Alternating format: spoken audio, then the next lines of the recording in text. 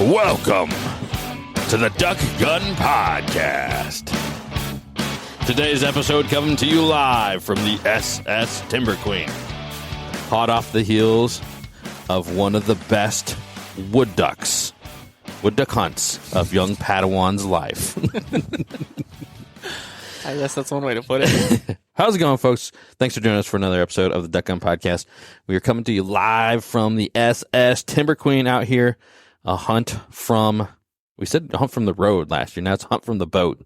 So I don't even know where to start with this one because we got a lot of stuff. We've been out here for the last weekend camping on the boat, hunting for the first big duck openers of the year. I got my buddy Lee on his first duck hunts ever.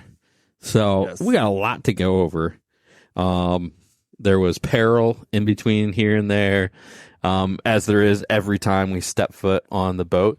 And we just found a new boat on Facebook Marketplace for next year. So, and we're talking about how good and how terrible of an idea it is at the same time. But before we get into all that, let's get a quick word from our partners and we'll jump right into it. So first off, I'd like to give a big thanks to Flight Day Ammunition. Guys, we were all running Flight Day Ammunition today on the hunt. And let me tell you guys, that bismuth is lethal. So we're shooting at, me and Zack, we're both shooting out of 20 gauges. Hunter, you were shooting it out of the 12. I actually ran 4s today. You ran 5s out of the 20. Mm-hmm. And Hunter, you ran 5s, 2 3/4-inch 5s as well. So the bismuth we're using, it's Flight Day Ammunition. Ben is the owner of that. And he's making some premium loads. We've had, nothing but success with them. And we've been hunting them we're up to 54 birds so far out of the SS Timber Queen from the teal season, now up to, big duck season. So, and if you use code DuckGun over there, it is probably the cheapest, the most affordable bismuth, and it's premium bismuth right there. So check it out. It's the most affordable I've seen on the market, especially compared to some of those big corporate companies. He's able to do it at a great price for, getting it out to hunters everywhere. So check it out, guys. I know we're keeping them busy, so let's keep that going. Also like to give a big thanks to Onyx. Guys, Onyx is great for these trips. We use it everywhere we go. We're tracking, we're putting tracks down where we scout. We're able to follow it back in the night. We're able to share pins back and forth. We're able to see the public land, the private land. We're able to see the no hunt areas. It's just such an awesome tool. We're able to measure to see how far we are from certain places. We just use it non-stop on these hunts. If you're not using Onyx and the competition around you is, you're going to be behind the 8 ball. So check out Onyx.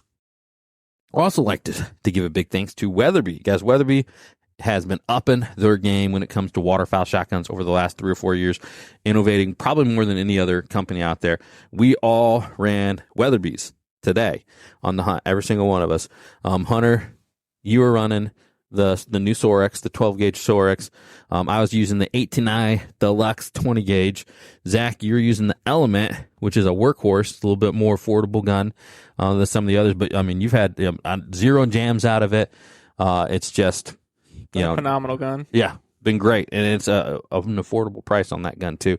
And Lee, you were using my 18i too. So all Weatherbys and all limits. So check them out, guys. When you're in the market for your next waterfowl shotgun, Weatherby is a great option.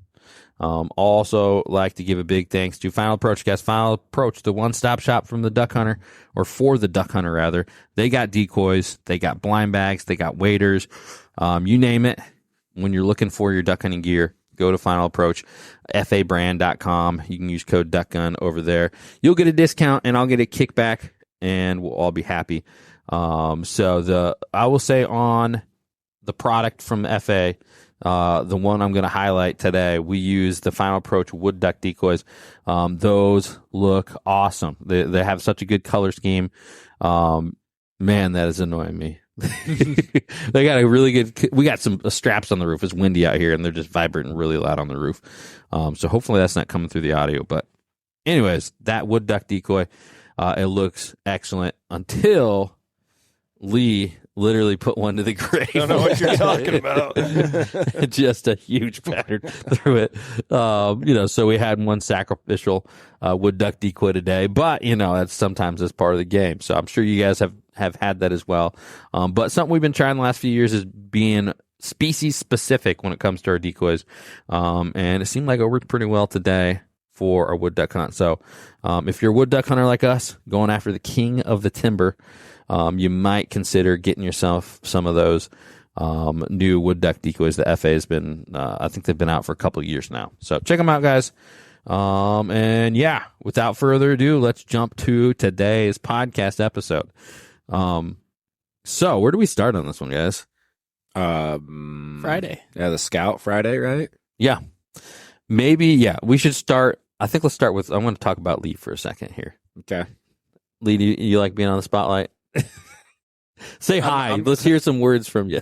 Hey, everybody. So this is Lee. He's one of my best buds from a long time ago. We grew up together, and he's just recently back in the area. So I have dumped him headfirst into the world of waterfowl hunting, which you had like very little experience with before, right? Right. So what, like, just from an outside perspective, and like too, like you have to say, like you have to take a little bit of, like, what we do is not like it's not the normal waterfowl experience, but we've just kind of like threw you in like 100 miles per hour. So what's your take been on like what we're doing? Just what really stands out to me is the knowledge and the know-how in doing it. I mean, if I was just to go out and do it by myself, just the brain power that really goes into it, the preparation that goes into it, it takes a lot of study, and also it takes a lot of, mental effort, physical effort, commitment, perseverance. It's a whole process. Like you said, you got duck season, and then you got preparation for duck season. There's no off season. So yeah, for guys like us, that's true. It's kind of funny. I think we all probably take it for granted that, like, we're all hardcore. Like, we hunt, we talk about it. We're like having kind of a funny, just what if conversation like that about like who's the most hardcore, and just for kicks kind of thing. But we all hunt 50 to 70 times a year, just nonstop. And then in off season, it's just all the time. So it's like, we almost take it for granted, like that we're all, like, if we were independent of each other, we'd all be successful. Then we all come together and almost sometimes butt heads because we have so many different opinions, and which is good too, and that's how you learn and grow and become even better waterfowl hunter, by like surrounding yourself with it. But yeah, it was cool too, Lee, what you're saying too, because you're like, it's a whole different world out here, like, because you've never, going out there in the marsh, it's different, right? Yeah, first experience in waders, jumping into the marsh, that's spooky, that's not your everyday average experience. So you go on a boardwalk nature hike, and you can't imagine hopping down in there into the marsh, and there we are. We're jumping right in it. Right, sticky mud, yep, a mess, weeds everywhere, walking through the woods. Yes. What was your take? Was it better when we walked with headlamps or without? I got to be careful with my answer because I know there's a history to that question. So there's an appropriate time for everything. That's my answer. Very political answer there. You know what my answer is? I think I'm going to buy night vision. I really do think I'm going to go buy night vision. So it's somewhere in between. Yeah, it's like I turn on my night vision and walk through the woods with night vision. Plus, it'd be kind of cool just to drive the boat with night vision. Like, let's be honest. Like, 14-year-old you and your brain's kind of like, yeah, I want to do that. Yeah. So that's cool. I'm glad we got you out there, Lee, and you've jumped right in with the crew, and we have podcasts about like good hunting buddies and like hunting buddies you got to cut off and stuff like that, and like even for like you just jumped in. You've been helpful. You've been like jumping to get, like, I don't know. It's just, I'm trying to say, like, so far so good. Yeah. Well, like, yeah, it's we appreciate the effort that you put forth, and doing that when some of the guys that we run into hunting don't do that all the time. So, I really appreciate the opportunity. I really don't take it for granted, and and the last thing I want to be is in the way or come across as indifferent or anything like that. So I'm definitely highly motivated to put forth my share of effort and just do everything I can to express my gratefulness for being brought in on all this. So it's fantastic. So thank you. Awesome.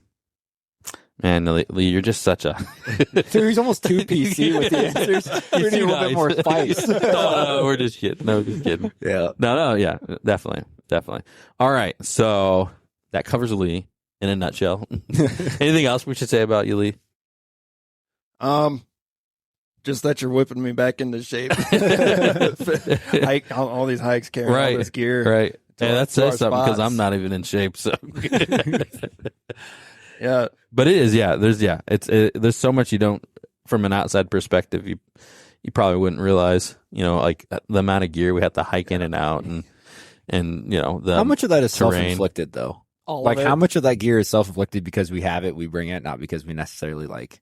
I don't know. Like today we took 18 decoys. That's not that many. We took chairs. We didn't take a blind.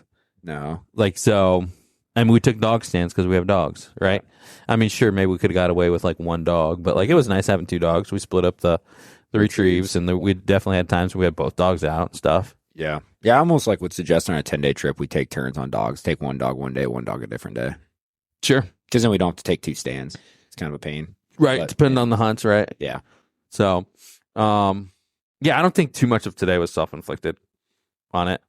I think it was pretty blind bags, guns, a chair, Yeah. and a dog stand, and 18 decoys, Yeah, because there's like and a sometimes gun stand. I feel like it's like the whole thing where when the only tool you have is a hammer, everything looks like a nail.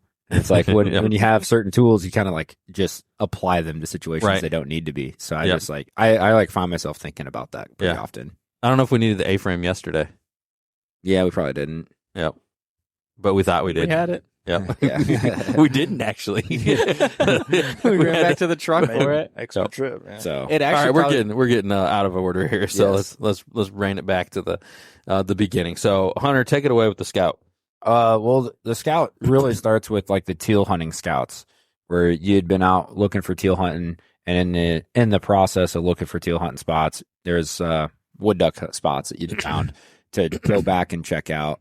And so I got up here, put the boat in the water. I put like 7 or 8 miles on the boat, and I think I saw a grand total of like less than 10 birds. I was shocked when you said that too. I was like, really? You're joking? No, I mean like there was just nothing. And I don't think it's that there was only 10 birds. I think what happened was there's a bunch of people out scouting. I mean, there were 6 boats at the boat landing, and they were all mud boat looking type of rigs. You can tell the difference between a fishing boat trailer and a mud boat trailer, right? Right. Yep. And they all looked like mud boat rigs. And like I assume all those guys were driving the main channels, and like so all the birds had just been pushed out of it by now, Yeah. And so I mean I had a horrible scout. And you guys showed up. I met you guys at the other landing, and look at those birds sweating. But we met you guys at at a different landing, and we went in, and there's a couple places we checked out there. The first place you guys walked into. Right. And so like to kind of wrap it back to what you're saying, like with the teal scout, I knew where we seen a lot of wood ducks. Yeah. I knew where we seen a lot of wood ducks. It wasn't too far from where we'd anchored like the first time when you left, going back. So I'd ran this was like almost connected to, that wood duck spot we saw across the border. So it's not in season. And I can't really probably say whatever. Trying not to spotlight exactly where we are, but anyways, we saw somewhere we couldn't hunt. There was a bunch of wood ducks. But there was somewhere we could adjacent to that. So that's where we started checking, and that's when we started coming across the wood ducks. And you're like, I remember the first slough we went to, you're like, whoa, there's a bunch of wood ducks. I'm like, that's like 6. And you're like, well, that's a bunch compared to what I've been seeing all day. Yeah.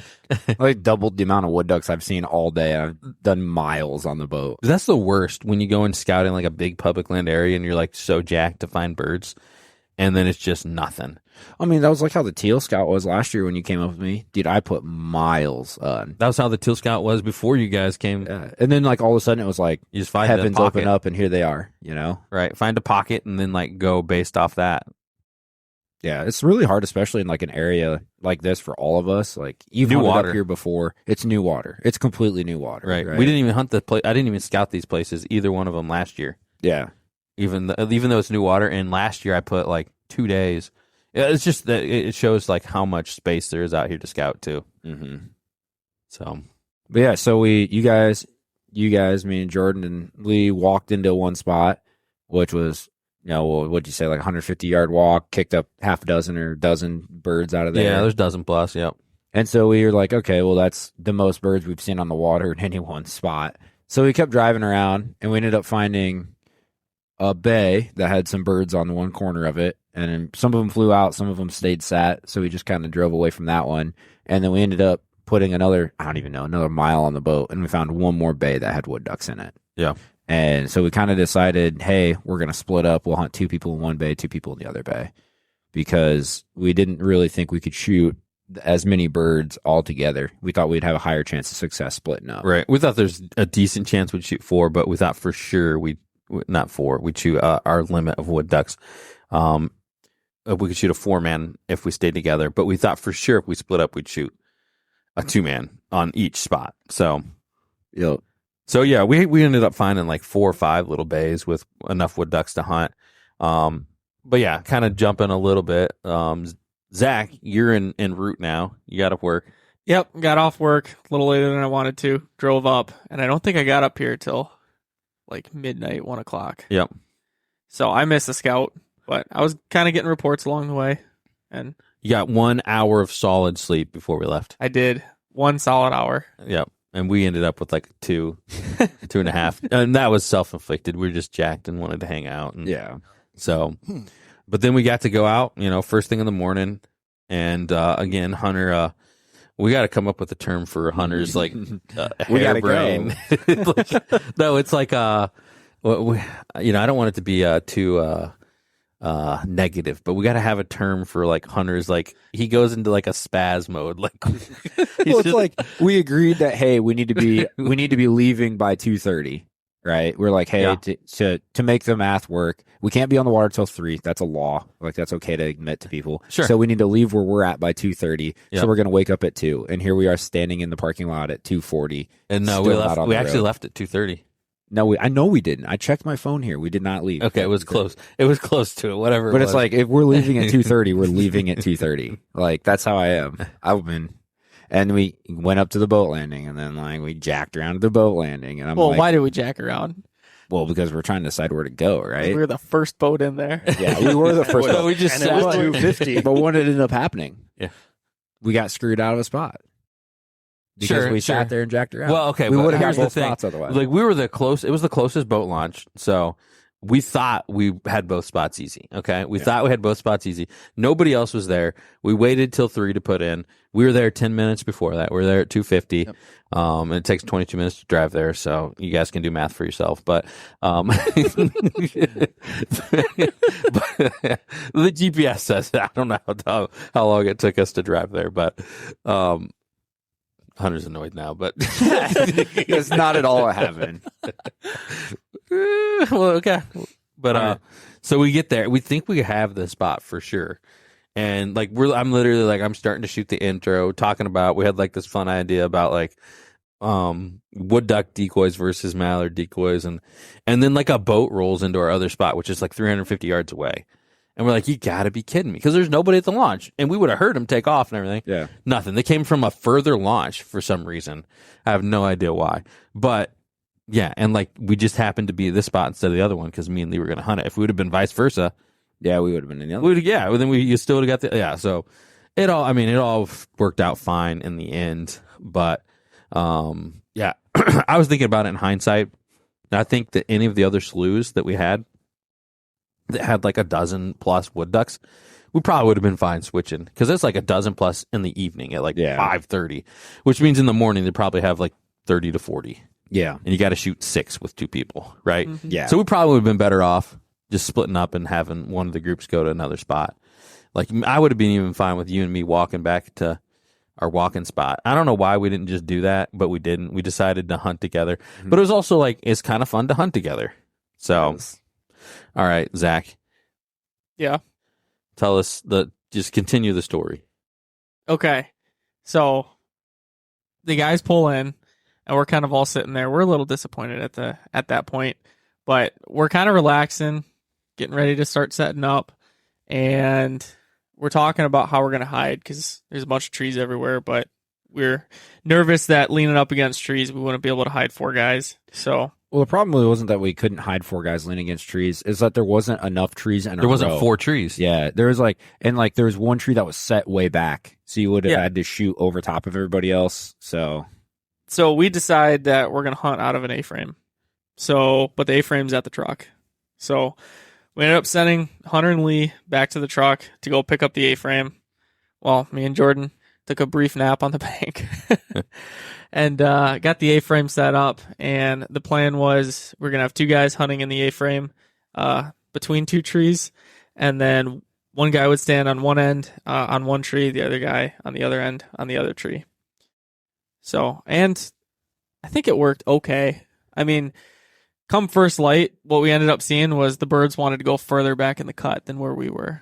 Yep. So here's a quick question for Lee. So first time being out in the marsh in the night, was that a odd experience? Okay, the wildest thing to me was being on the boat and just blasting into the darkness as fast as this boat will go. It was like 30 miles Hunter's per boat. hour. Yeah, and just checking every once in a while with this plow to make sure we're not going to plow into a tree or something.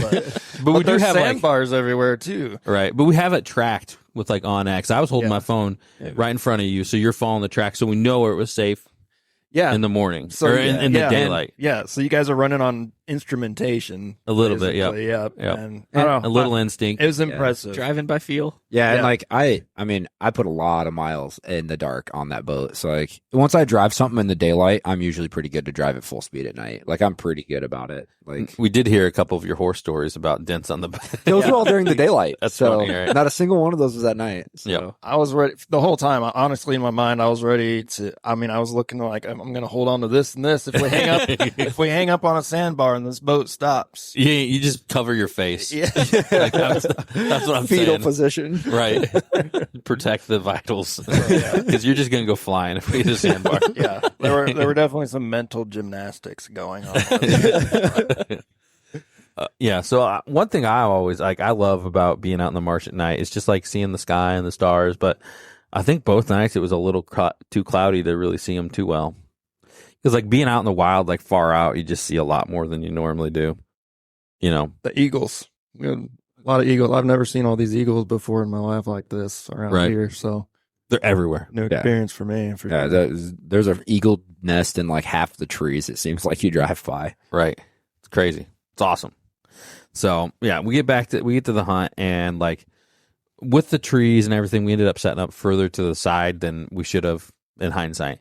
But we're just trying to have the best hide. But the birds really wanted to be down to our right. So, we had 3 little groups do that. And Hunter's like, hey, that's 3 groups now. And I'm like, yep, let's move. And so we ended up splitting up and me and Lee walked down and you guys stayed over, which made the hunt so weird because I've never hunted we're 30 yards apart. It's like two groups hunting over the same decoys. Right. And then we're kind of bickering over birds and stuff because we can't tell who's shooting what because you shoot at the same time. Yeah, the perspectives are so much different on everything. So it's you say it's just your perspective, right? Right. And it's far enough apart we can't really say, hey, I'm going to shoot this or you're going to shoot this. Or I think that was the biggest problem because today we were all together. It was easy to be okay, we're at 2 birds. Next ones that come in, it's these people are shooting next. You know what I mean? And we're trying to take care of Lee as a new hunter, let him have some good opportunities and to shoot some decoys. We did have to tell you about that, but we'll get to that one. Yeah. So. But it's being apart like that, it was hard to be okay, this is your chance to shoot these birds. This is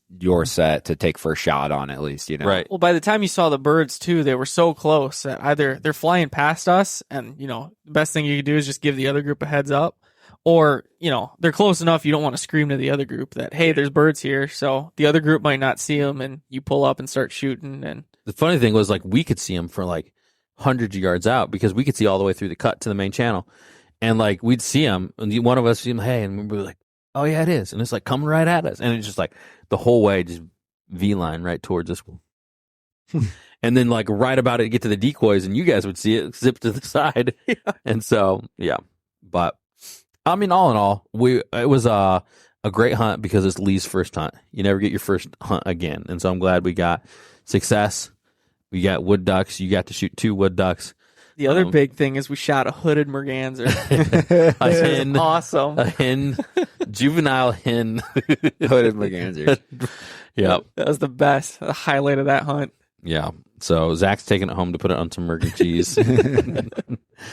And yeah, so but it was like the part that was enjoyable was such a cluster, and so kind of like It was disconjointed. yeah, it was uncontrolled. Yeah. It was successful because we killed birds, but like not exactly how we wanted to do it. So Yeah, it wasn't like one of the hunts you walked away from and like felt good about. Right. I don't know how else to we say shot it. and we shot 10 and we shot 13 today, and it's a night and day difference how good we felt about the hunts post. Oh yeah. Mhm.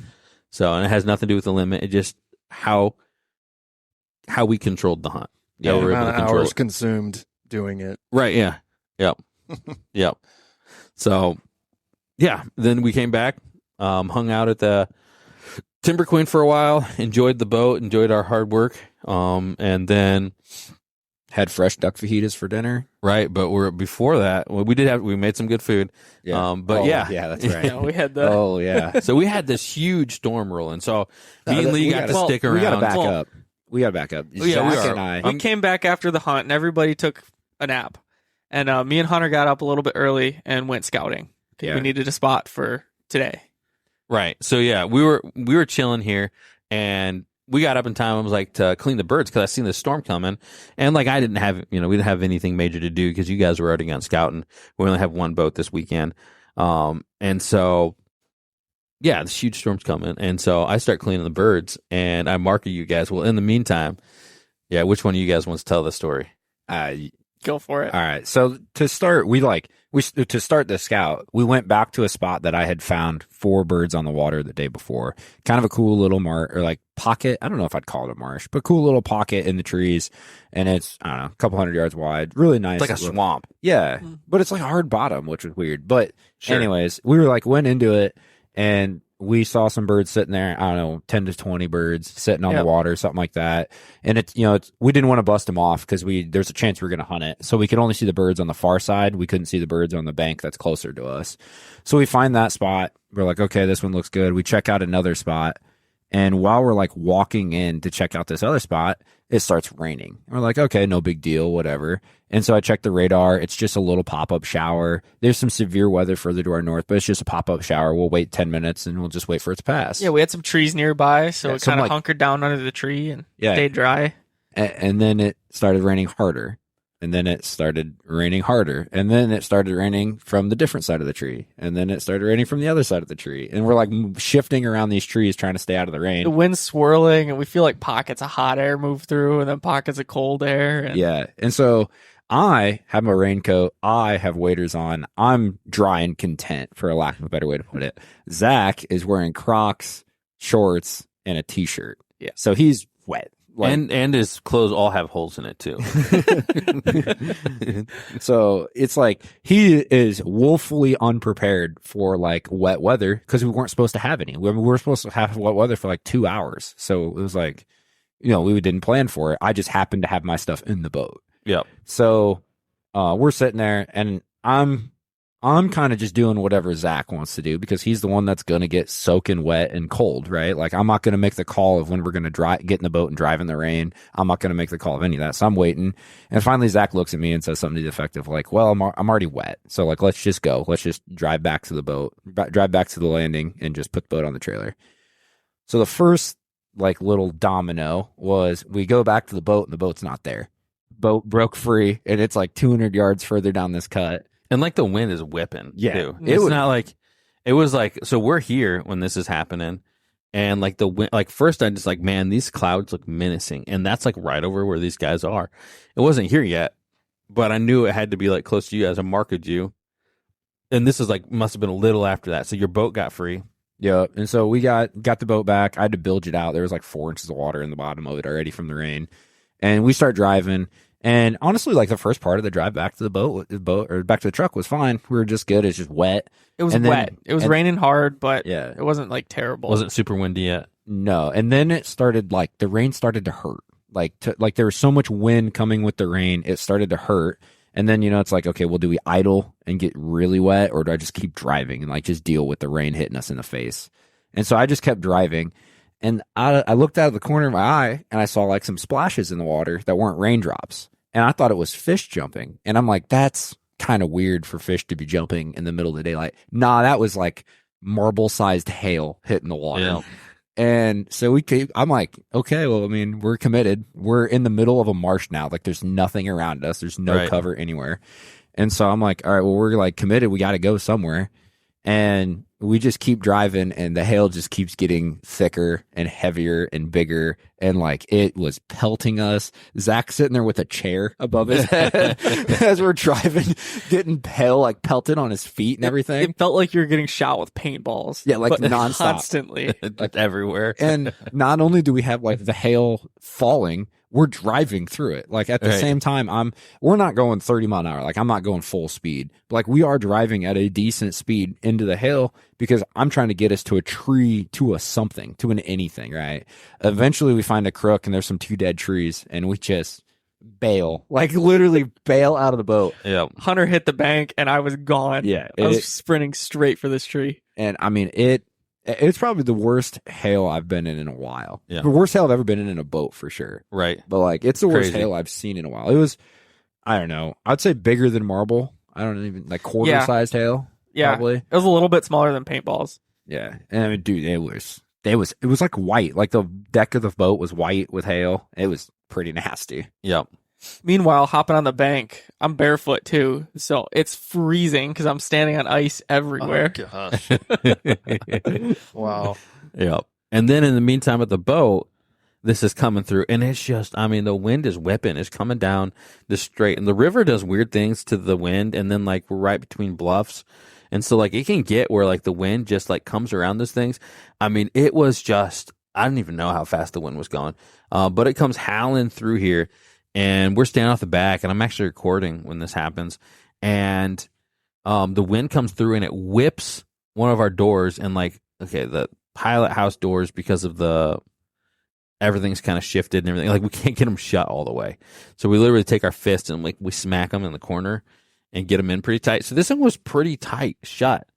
And the wind came through and it whipped that door open. And it whipped it open with such force that the window pane shattered. So glass just like goes shatters everywhere. And we have, it's thick glass. And then like there's hail coming down on us too. I mean, we're in the boat, so we don't really get pelted by it. We can hear it like on the tin roof and everything, just hail. So same storm comes through. And, I got soaked because I'm dealing with like this broken glass and trying to get this door back shut again. And it's just like flying in here. It was just soaked from there through here from all the rain just coming through that broken window. So yeah, never a dull moment. Well, and then we finally get back to the truck and there's like a little backstory. While we're standing underneath this tree, I'm kind of like, hey, we'll just wait it out. Every time I try to drive through the rain, as soon as I get to the truck, it stops raining. Like every time I've been on a boat and it's raining, I drive to the truck, it stops raining as soon as I get to the truck. And so we get to the truck, stops raining. Yep. And we're like, okay, well, at least we're in the clear now. We learned what we want to learn. We're just going to go back to the boat. Put the boat on the trailer. We're driving back to the boat.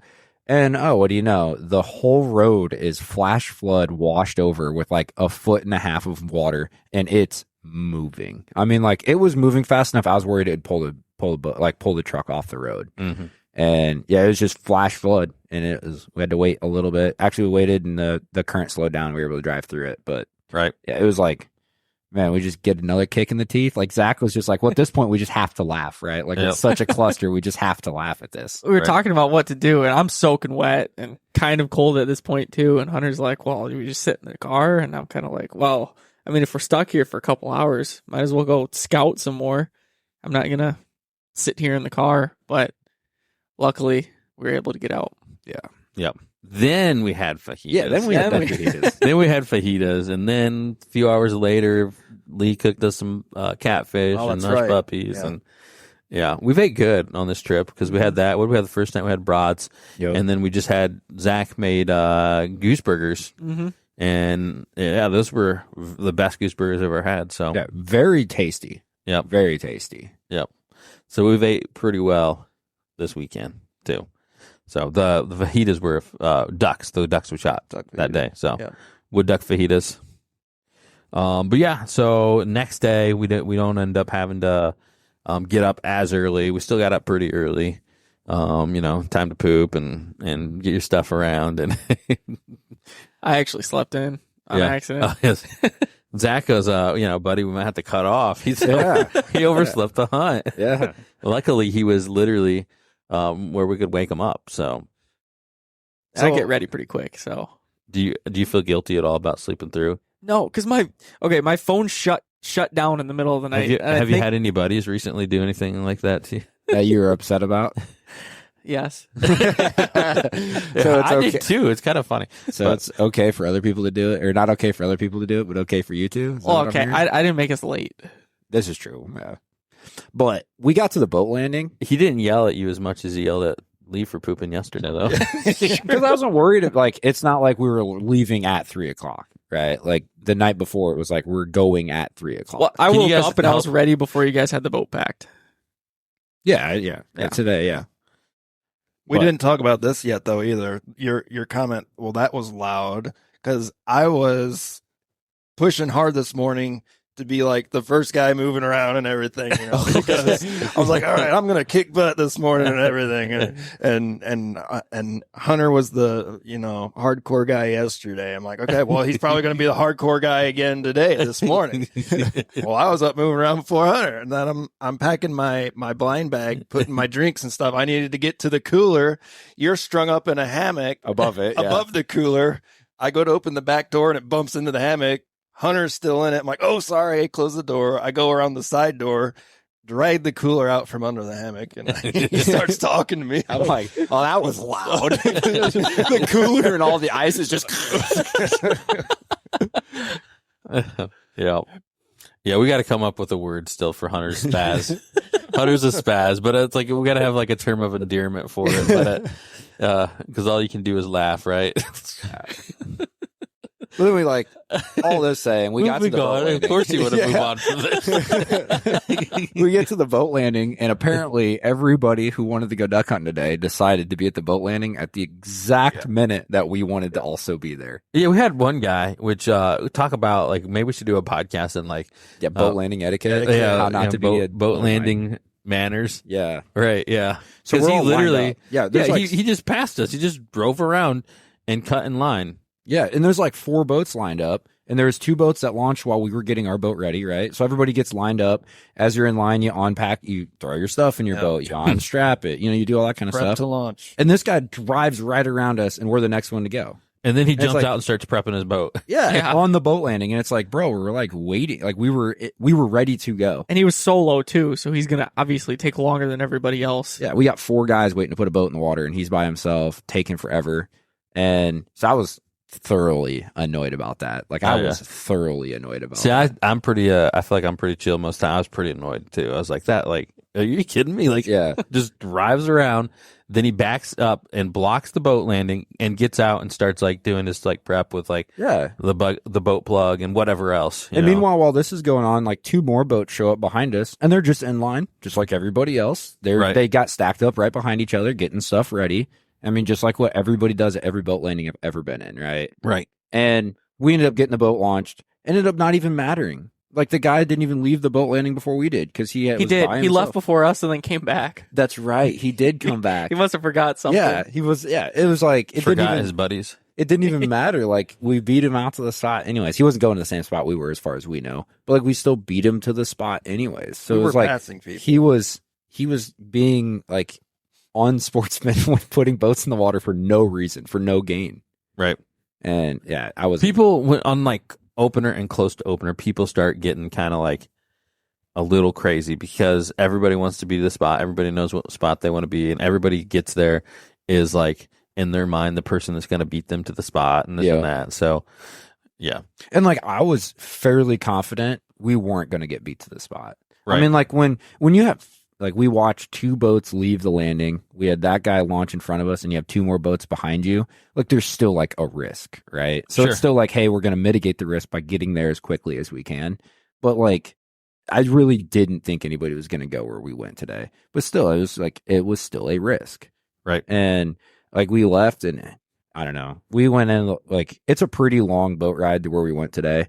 And the nice thing about having my boat is that I can catch up to people. And so we caught up and passed a couple people just in case. And, you know, Which surprised me. Really? I was facing the back of the boat, and all of a sudden someone's coming out the corner of my eye. We're ripping past them. I'm like, wow, okay, this is cool. Yeah. Lee, what do you think about the spot today? I thought it worked out really well. I mean, we limited out in an hour and a half or right, a little less than that. Yeah. But it was just a cool spot because I mean, it's tucked back in the woods. And Hunter, you picked this out like I'm map first scouted this day, one. Yeah. I had map scouted this thing like 2 weeks ago. Like, hey, this looks like a cool hole. Like this looks like it was a really cool hole. It's like this looks like the perfect size. Like I know Zack had talked about in a previous podcast about like really small water, 10, 30 yard wide water. I don't like to hunt water that small. I was like, this one's perfect. It's like 100, 120 yards in diameter, just big enough you can't shoot across it, but it's like big enough in the trees where the birds can work into it. There's a nice opening for birds to come in. I just saw it on the map scout and I was like, I got to check this out. And it was the spot I checked the first day where I saw the birds at. And we just didn't hunt it because we saw more birds somewhere else. Right, yeah, but you said there was only like... there's only like 4 there the first day when I... Right, when I there might have it. been more just the time of day that we looked. And because unfortunate, sometimes you travel in and do an evening scout, you're not always getting the perfect intel. Yeah. But it was like we said earlier, it was such a controlled hunt.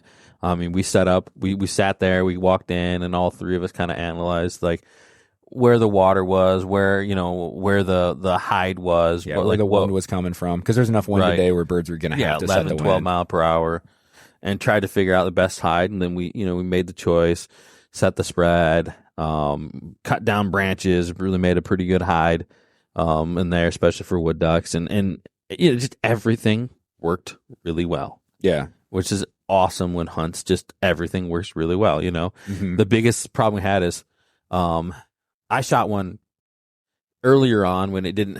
First off, we had a bunch come in. Yeah, and they finished great, and we shot them real well. We were up to like 6 birds, and then I had one come in on a bird that didn't finish. Right, this is the only one that I think we shot that didn't finish, and it was passing shot. I hit it in my first shot, didn't die. Second shot, cleaned it up, and it sailed. It sailed and landed in the water still. Yeah, that was crazy because it was flying away and it like turned back towards the water to land back into the water. It was like I shot at it and it goes straight up like after I hit it, and I could tell it was like just a little wounded. And so I followed up with another shot, and then it just like boo, and it just like kept going up, and then like splash landed. Yeah. And then you guys both put cleanup shots on it. I think you and Zack both shot it. Yeah. And I'm like, that thing's not dead. And I'm like, I hate when that happens, but like when you shoot it, you almost just have to like bite the bullet. Right. You just have to go and find it. Some people are like, oh, don't find it. We'll find it later.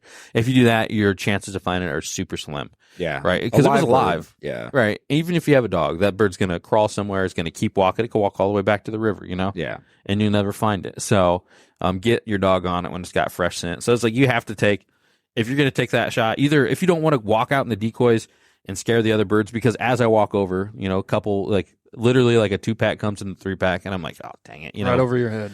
Right. But it's like, you just have to. Just don't take that if you're not willing to, go look for it. So I took a little bit of a further shot, not like egregiously sky busting or anything like that, but not finishing in the decoys how our previous 6 did, which were literally hovering over the decoys. But even like the shot on that one, like your first shot was like it was well like within 25 range. yards. Yeah, it was a well within killable bird, and you wounded it with, like, you saw you hit it with the first shot. And I don't know what everybody else's instinct is, but my instinct's always to try to follow whenever I wound a bird. Even if the second shot is at 60 or 70 yards, for some reason, I feel like I have to. I don't know why. I don't know if that's even any better, but it's just like an instinctual thing. Right. I don't know if it's like a blood in the water. It was like 25, and then my follow-up was like 40, and I hit it again and wounded it. So, yeah, went over there looking for it for a while, and then Lee, you said it's a little to your left because Chief's running circles, and like you can tell when a dog gets on a scent because they get real birdie, and he's just like running. He's kind of figured out the game. Which I think Chief, this hunt, did really well. Yeah. Mm-hmm. 0 breaks, and he found a lot of birds in the weeds. Mm-hmm. So we go over there, and as soon as we went to the left, he got on that scent, and he followed it a little ways, and like it was because you started to come. It took me so long to find it. Yeah, I was because we'd shot 2 more birds Right. while you were over there. We'd shot 2 birds that come into the other side of the spread, and so we shot those. And so I was out with Ellie retrieving those. And once I got done with that, I was like, all right, well, we already got 1 guy out. I might as well take Ellie over there, and we'll just get 2 dogs out and see if we can find it with 2 dogs. Right. So this bird was in the water, then it swam, then it got in the weeds, then it like walked on dry land and was like 40 yards in deep, before Chief found it, and he got it, and it was still trying to get away from him. So yeah, that's when you like, if you wait, you're just never going to find that bird. You'd never find that one. But yeah, that's a good retrieve. I mean, I was kind of surprised when I walked over. I was kind of like, okay, well, we're going to take 2 dogs. We're going to look for it for a little bit, and then it's going to be what it is, right? If we find it or not. Yep. But I walked over there, and I was like, by the time I got halfway there, Zach yelled at me and said, oh, he found the bird. So I just turned back around. Yep. So yeah, Chief, I'll say, as a young pup, his nose has super impressed me because he's been finding birds in the weeds like really well. So yeah, today we had quite a few birds for both dogs that like were just in the weeds that were hard to find. Like there's a couple birds today we would have never found. Another one was the one underneath that stump, that like went underneath that log pile that Chief found. That was a good one too. Yep. Same area too, so it was like already all kind of scented up. Right. Yeah. Both the dogs were working through there and had some good retrieves. Great dog work today. I love wood ducks. King of the timber.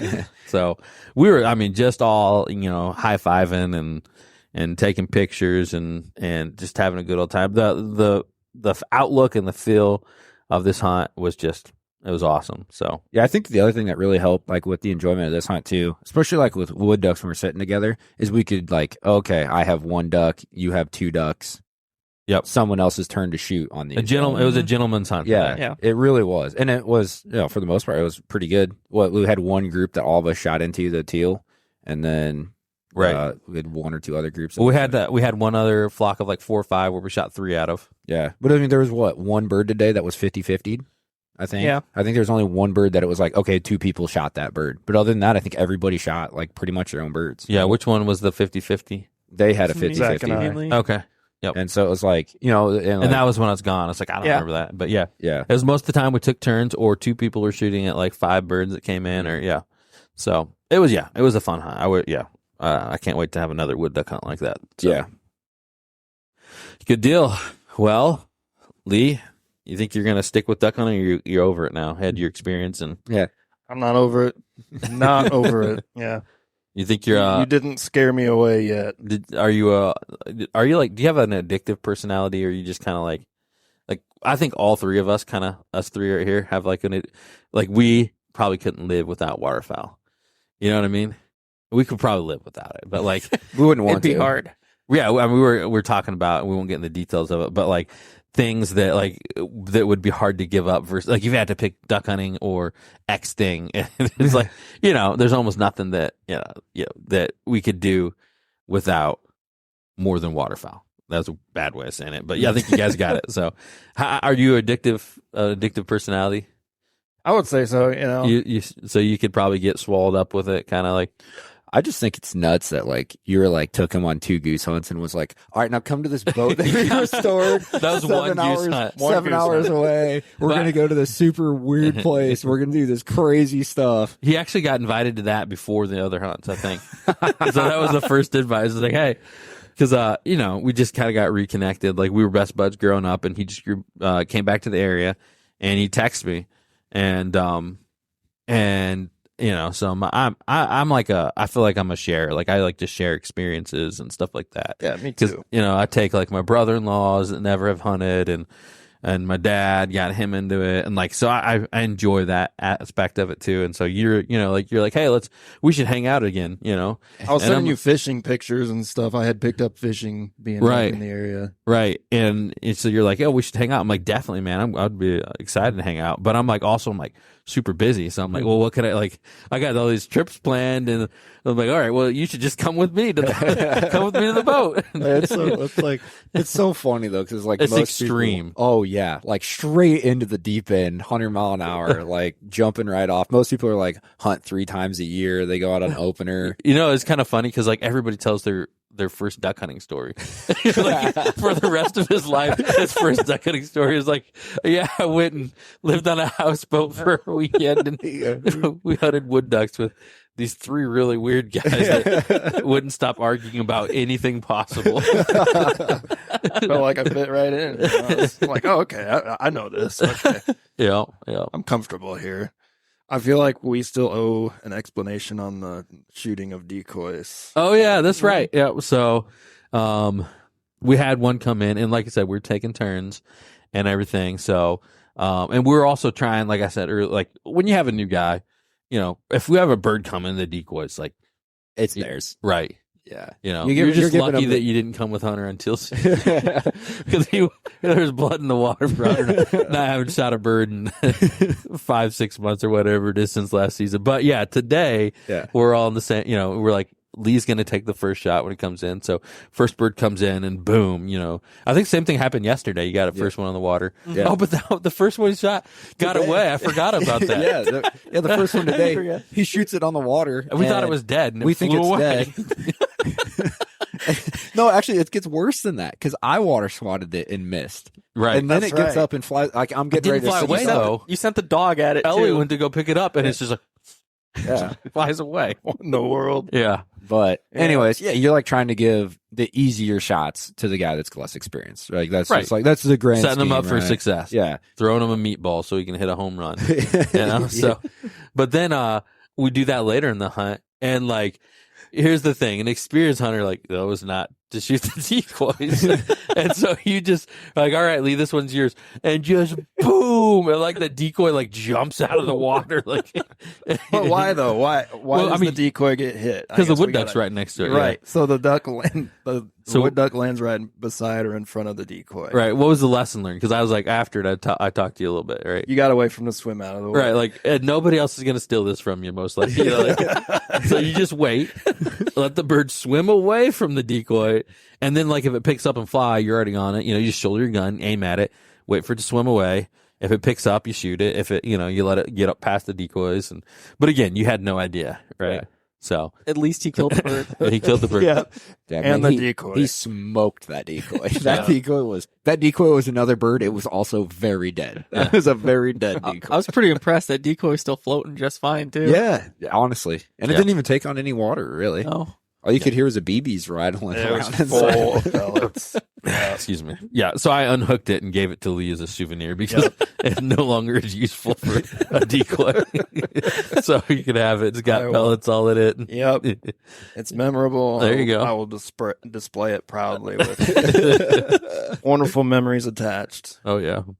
So awesome. Well, we're all itching to get home after the long weekend and hunting. So we're going to go ahead and close this one out. But thanks everybody for tuning in. We're going to keep up with the awesome hunting content in the Timber Queen, what we call this camping, living, whatever you want to say, like duck This hunting is jury. the first journey. leg of chasing the opener too. Yeah, that's right. Hasn't really First pushed it leg. too much. Yeah. First leg of the chase and the opener.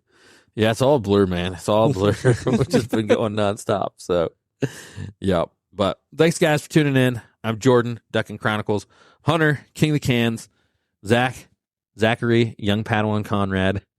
And, man, we got to come up with a better nickname for you. But just we got Leroy, so. It's going to take time. Yeah. So, everybody's got a nickname but you.